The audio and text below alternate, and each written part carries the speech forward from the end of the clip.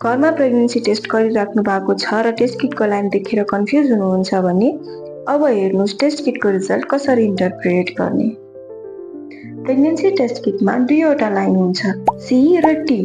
C भनेको control line हो जसले टेस्ट किट काम गरिरहेको छ कि छैन भनेर थाहा हुन्छ र टी भनेको टेस्ट लाइन हो जसले चाहिँ रिजल्ट बताउँछ।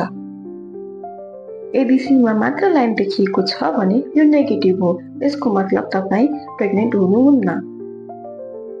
यदि सी र टी दुईटैमा लाइन देखिएको छ भने यो पोजिटिभ हो, यसको मतलब तपाईँ प्रेग्नेन्ट हुनुहुन्छ।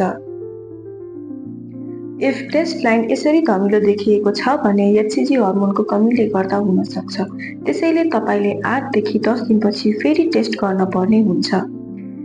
यदि कन्ट्रोल लाइन देखिएन या टेस्ट लाइन मात्र देखियो अथवा दुईटै लाइन देखिएन भने यो टेस्टलाई इन्भ्यालिड मानिन्छ।